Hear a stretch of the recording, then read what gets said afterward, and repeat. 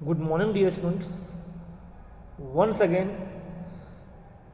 I am going to start your chapter number 11, Thailand Cave Rescue, page number 63. So let's begin. Now came the real hard work. अब जो real hard work था, अब वास्तव में बहुत ही hard work की जरूरत थी। वो समय आ गया जब अत्यधिक ही मेहनत की जरूरत थी। ठीक, मतलब परीक्षा का समय आ चुका था। The rescuers had to figure out how to extract 13 people from dangerous, flooded 4 kilometers of winding stretch of caves. Some even didn't know how to swim. अब जो रेस्क्यूअर्स थे, जो गोताखोर उन बच्चों को बचाने गए थे, उनके सामने सबसे बड़ी प्रॉब्लम ये थी कि ये जो 13 लोग थे, कोच और 12 बच्चों को मिला के जो 13 लोग फंसे हुए थे, उनको इस डेंजरस और इस ये जो गुफा, ये जो खतरों से भरी हुई है, ये गुफा जिसमें वाटर का लेवल काफ़ी उठा हुआ है, इस डेंजरस रास्तों से किस तरीके से बाहर निकाला जाए, क्योंकि उसमें से कुछ बच्चों को तैरना भी नहीं आता था। तो जो गोताखोर से, जो रेस्क्यूअर्स थे, उनके सामने सबसे बड़ी प्रॉब्लम ये थी कि वो कैसे, किस तरीके से इन 13 लोगों को यहाँ से सुरक्षित बाहर निकालेंगे, जबकि यहाँ से सुरक्षित बाहर निकालना बहुत ही खतरनाक था, क्योंकि ये बहुत ही डेंजरस रास्ता था। ठीक, और वो क्योंकि 4 किलोमीटर अंदर घुस गए थे, पानी का लेवल काफ़ी बढ़ा हुआ था और उसमें से बहुत बच्चों को तैरना भी नहीं आता था। तो सबसे बड़ी दुविधा, सबसे बड़ी प्रॉब्लम उन गोताखोरों के सामने यही थी। The path was dangerous for experience diverse also, मतलब उस रास्ते से बाहर निकलना, वो जो रास्ते थे वहाँ से बाहर निकलना, जो एक्सपीरियंस, जो अनुभवी डाइवर्स थे, उनके लिए भी खतरनाक था। जो गोताखोर बच्चों को बचाने गए थे, उनके लिए भी उस रास्तों से सुरक्षित निकला क्या था, खतरनाक था। तो आखिर वो बच्चे कैसे बाहर निकल पाते? And they were expecting heavy rains within 3 days, और जो गोताखोर थे उनको ये मालूम पड़ गया कि फिर 3 दिन के अंदर फिर से बहुत ही भारी बारिश होने वाली है। तो जो गोताखोर थे, उनके सामने प्रॉब्लम थी कि बच्चों को वहाँ से कैसे बाहर निकालें, क्योंकि गुफा में पानी भरा हुआ था, चारों तरफ अंधेरा था, उसमें से बच्चों को तैरना भी नहीं आता था। और फिर उन्होंने ये भी आशा की थी कि फिर से 3 दिन के अंदर फिर क्या हो जाएगी, जोरदार बारिश होना शुरू हो जाएगी। तो जितने जल्दी यहाँ से निकल लिया जाए ठीक है, अन्यथा यहाँ से निकलना क्या हो जाएगा, मुश्किल हो जाएगा। There was another thing to worry about to oxygen levels in the chamber had fallen to 15% lower than the usual 21%। और जो सबसे बड़ी प्रॉब्लम, जो और परेशानी की सबक थी, और जो दूसरी बात जो प्रॉब्लम क्रिएट करी थी, वो कि उसमें गुफा में जो ऑक्सीजन लेवल था, ऑक्सीजन का जो स्तर था, वो क्या हो चुका था, गिरता चला जा रहा था। ये कितना परसेंट हो गया था, 15% हो गया था। मोस्टली जो गुफा में हवा का लेवल होना चाहिए वो 21% हुआ करता था, लेकिन अब ये भी प्रॉब्लम हो रही है कि जो ऑक्सीजन का लेवल है वो 21% से घट कर क्या हो चुका है, 15% हो गया, इतना ज़्यादा कम हो गया। टाइम वॉज रनिंग आउट, और समय हाथ से निकलता जा रहा था, मतलब समय बहुत कम था और समय बीतता चला जा रहा था। The rescuers thought of some possible options. अब जो रेस्क्यूअर्स थे, जो बचाने के लिए गोताखोर गए थे, उन्होंने कुछ संभव विकल्पों के बारे में सोचा। वो सोचने लगे कि आखिर हम यहाँ से बच्चों को कैसे बाहर निकालें। One was to train the boys to dive through flooded areas of the cave. They knew it was perilous, so considered it to be the last resort. जो पहला आइडिया उनके दिमाग में आया कि बच्चों को हम ट्रेन करें कि वो कैसे इस बाढ़ वाले एरिया में तैरे। पहले उन्होंने सोचा कि हम बच्चों को ट्रेन करें कि बच्चे इस गुफा में, जहाँ पे पूरी तरीके से पानी भरा हुआ है, बाढ़ है, इसमें वो क्या करें, कैसे तैर कर निकले। फिर इनको लगा कि बच्चों को यहाँ पे स्विमिंग करने की ट्रेनिंग देना क्या है, खतरनाक है। पता चला बच्चे कोई तैर नहीं पाया और बीच में डूब गया। तो इनको लगा कि ये वाली जो प्लानिंग है, बच्चों को ट्रेन करना कि कैसे इसमें, कैसे इस केव में तैर कर पार करें, कैसे इस केव में, इस पानी में हम तैरें। तो उन्होंने सोचा कि बच्चों, पहला ऑप्शन उन्होंने यही सोचा कि बच्चों को हम ट्रेन करेंगे कि उनको कैसे स्विम करना है। इस गुफा के अंदर, इस पानी के अंदर कैसे स्विम करके बाहर निकलना है। लेकिन फिर उन्होंने सोचा कि इस गुफा में, इसके में बच्चों से स्विम करवाना क्या है, बहुत ही खतरनाक है, बच्चा डूब सकता है। तो उन्होंने सोचा कि यह लास्ट ऑप्शन रहेगा, यदि कुछ नहीं समझ में आएगा तब हम इसको करेंगे। इसलिए उन्होंने क्या किया, ये इरादा छोड़ दिया। Secondly, they thought of pumping water from the cave और waiting for water to reduce naturally which would then take at least 4 months।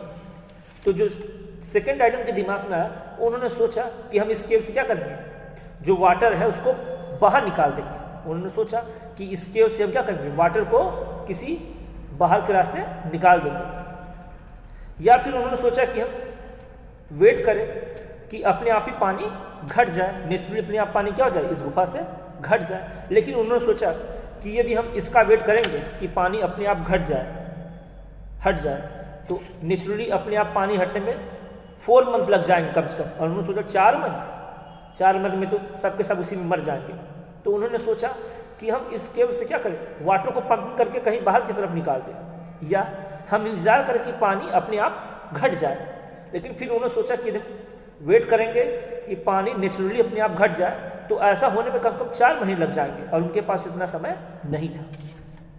And was not a viable option, और पानी घटने तक का इंतजार करना भी ये कोई बुद्धिमानी का ऑप्शन नहीं था। Thirdly, drawing alternative passage into the cave. तो जो तीसरा रास्ता था, उन्होंने सोचा कि वो इस केव में क्या करेंगे, कोई अलग से दूसरा रास्ता बनाए, ड्रिलिंग करके वो कोई अलग से दूसरा रास्ता बनाए और वहां से वो निकल सके। तो उन्होंने सोचा कि इस केव में ड्रिलिंग करके कोई दूसरा रास्ता बना जाए, कोई दूसरी रास्ता तैयार किया जाए जहां से वह इस गुफा से बाहर निकल सके। Finally, on Sunday, 7th July, by then 2 weeks had been passed since the boys went missing। और फाइनली 7 जुलाई डे कौन सा था, संडे था, और बच्चों को मिस हुए 2 वीक्स बीत चुके थे। मतलब 7 जुलाई हो गई और संडे का दिन था, और बच्चों को उस गुफा में मिसिंग हुए 2 वीक बीत चुके थे, 2 सप्ताह बीत चुके थे। The Thai authorities announce that they were pulling out the boys now. तो जो थाईलैंड की जो अथॉरिटीज थी, सरकार थी, उसने अनाउंस कर दिया कि अब वे और ज़्यादा वेट नहीं करेंगे, और वो क्या करेंगे, बच्चों को वहाँ से बाहर निकाल लेंगे, वो अपनी पूरी ताकत झोंक देंगे, और आज यही सही समय वो बच्चों को वहाँ से बाहर निकालेंगे। There is no other day that we are more ready than today, said Narongsak Osottanakorn, the head of the rescue operation. तो उस रेस्क्यू ऑपरेशन के जो हेड थे, उन्होंने अनाउंस किया, there is no other day that we are more ready than today. बोल रहे कि आज ही का दिन सबसे अच्छा है। मतलब वो क्या करें कि बोले जितना ज़्यादा रेडी हम आज हैं, इतना अच्छा रेडी कभी और नहीं हो सकते। उनका कहने का सेंस था कि अब हम तनिक भी देरी नहीं करेंगे और हम आज से ही अपना ऑपरेशन शुरू कर देंगे, अब वेट नहीं करेंगे। Thus they launched a superhuman rescue operation which involved at least 100 Thai and foreign divers। तो उन्होंने एक super human rescue operation launch किया। उन्होंने वो जो रेस्क्यू ऑपरेशन जो लॉन्च किया उसका नाम क्या दिया उन्होंने, सुपर ह्यूमन। उन्होंने वो जो रेस्क्यू ऑपरेशन लॉन्च किया उसका क्या नाम दिया, सुपर ह्यूमन रेस्क्यू ऑपरेशन। और इसमें उन्होंने कम 100 थाईलैंड के और विदेशों के भी जो एक्सपर्ट डाइवर्स थे उनको इन्वॉल्व किया।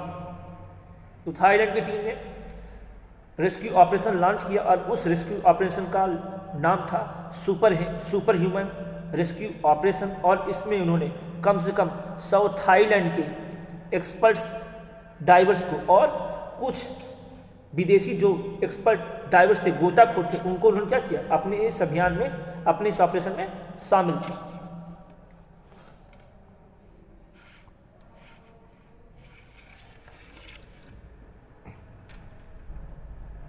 At first, the boys had to be brought from the rocky ledge to chamber 3। तो सबसे पहले बच्चों को उस रॉकी लेज से, उस चट्टानी रास्तों से ले जाते हुए had to be brought, कहाँ लाना था, चैम्बर 3। तो सबसे पहले बच्चों को उस रॉकी लिफ्ट से ले जाते हुए कहाँ ले जाना था? चैम्बर 3 की तरफ। The journey was through pitch dark. ये जो यात्रा थी बहुत ही डिफिकल्ट थी क्योंकि चारों तरफ क्या था? अंधेरा था। बोन चिलिंग कोल्ड वाटर, और वहाँ का जो गुफा का जो पानी था वो इतना ठंडा था कि वो हड्डियों को कपकपा देने वाला था, रूह कांप जाती थी। Feeling their way with guide ropes, और गाइड रोप्स के सहारे उनको जाना था। एंड प्रिकेरियस नैरो सेक्शंस, और वो जो रास्ते थे, वो जिस रास्ते से निकल रहे थे उस गुफा में, वो रास्ते बहुत ही सकरे थे। मतलब वो किसी तरीके से सरक कर आगे की तरफ बढ़ रहे थे। मतलब जो उन्होंने प्लानिंग बनाई वहाँ से निकलने की, तो एक तो पहली बात, उस गुफा में चारों तरफ पूरा अंधेरा था और पानी खूब भरा हुआ था, और पानी इतना ठंडा था कि पूरी बॉडी क्या हो जा रही थी? ठंड से कांप जा रही थी। और वो जो गाइड रोप थे वो उसी के सहारे वो आगे की तरफ बढ़ रहे थे। लेकिन वहाँ की जो रास्ते थे ये इतने नैरो थे, इतनी तंग थी, इतनी सकरी थी कि वे मुश्किल से आगे बढ़ ही नहीं पा रहे थे। वो किसी तरीके से सरकते हुए, खिसकते थोड़ा सा आगे बढ़ रहे थे। मतलब न ठीक से सांस लेने की जगह थी, न ठीक से आगे बढ़ने की जगह थी, लेकिन किसी तरीके से वो आगे बढ़ रहे थे। मतलब जो रास्ता है, जो जगह निकलने की, वो भी बहुत तंग है, सकरी हुई है, और ऊपर से अंधेरा और ठंडा पानी जो रूह कपा दे रहा है। मतलब कुल मिलाकर वहाँ से निकलना बहुत ही डेंजरस था, बहुत ही खतरनाक था।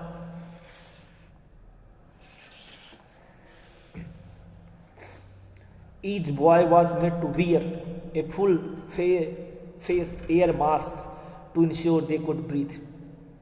तो जो प्रत्येक बच्चे थे, सभी बच्चों को फुल फेस एयर मास्क पहना दिया गया। प्रत्येक बच्चों को फुल फेस एयर मास्क पहना दिया ताकि वो ठीक से ब्रीथ कर सके। And were clip to a diver, और प्रत्येक बच्चों को एक डाइवर के साथ, एक गोताखोर के साथ उसको बांध दिया गया। And the diver accompanied them, मतलब हर बच्चे के फेस पर पूरा एकदम फुल एयर मास्क लगा दिया गया ताकि वो ब्रीथिंग कर सके, और हर एक बच्चे को एक डाइवर के साथ बांध दिया गया। ठीक, उसको क्लिप्ड कर दिया गया। एक बच्चा है, उसके चेहरे पे उन्होंने एयर मास्क लगा दिया, और हर बच्चे को उन्होंने क्या किया? एक गोताखोर के साथ, डाइवर के साथ बांध दिया, और फिर उस डाइवर के साथ एक और दूसरा डाइवर है, उनको सपोर्ट करने के लिए, उनका साथ देने के लिए। मतलब हर बच्चे के फेस पे एयर मास्क है और हर बच्चे को एक गोताखोर के साथ बांध दिया गया, ठीक, जोड़ दिया गया। और उस गोताखोर के भी साथ, जिसके साथ वो बच्चा है, उसके भी साथ एक और गोताखोर है, उसको हेल्प करने के लिए, सपोर्ट करने के लिए। A cylinder was strapped to the front of the each child with a handle on their backs, और हर बच्चे के सामने आगे की तरफ क्या किया? एक सिलेंडर बांध दिया गया with a handle on their backs, और उनकी पीठ पर उसका क्या था? हैंडल था। ठीक, हर बच्चे के सामने की तरफ, इधर ऊपर की तरफ क्या किया? आगे की तरफ एक एक सिलेंडर बांध दिया गया, और पीछे की तरफ बैक पे क्या था? उसका हैंडल था। ठीक, this allowed them to manoeuvre the boys around obstacles, और ये जो सिलेंडर उनको आगे की तरफ बांधा गया था और पीछे उसका हैंडल था, ये बांधा इसलिए गया था ताकि वे आराम से, यदि कहीं भी रास्ते में कोई प्रॉब्लम आए तो वो क्या करें? हिल डुल सके, मतलब वो अपने रास्ते को बदल सके। सिलेंडर इसलिए बांधा गया था कि वो अपने रास्ते को चेंज करे। यदि रास्ते में कोई ऑब्स्टेकल, कोई प्रॉब्लम उनको आती है तो उस प्रॉब्लम से वो अपने रास्ते को बदल सके, चेंज कर सके। The boys and the coach were given anti anxiety meditation to relax and remain semi conscious during the journey to ensure they would not panic. और बॉयज़ और जो कोच थे उनको एंटी एंग्जाइटी मेडिटेशन करवाया गया।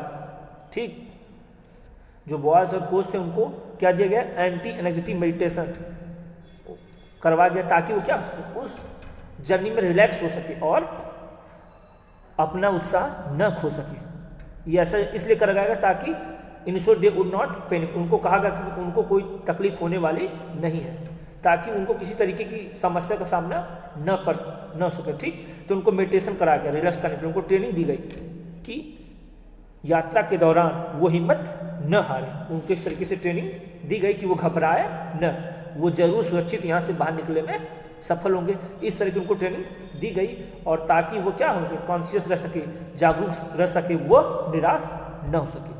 तो आज यहीं तक थैंक यू एवरीवन।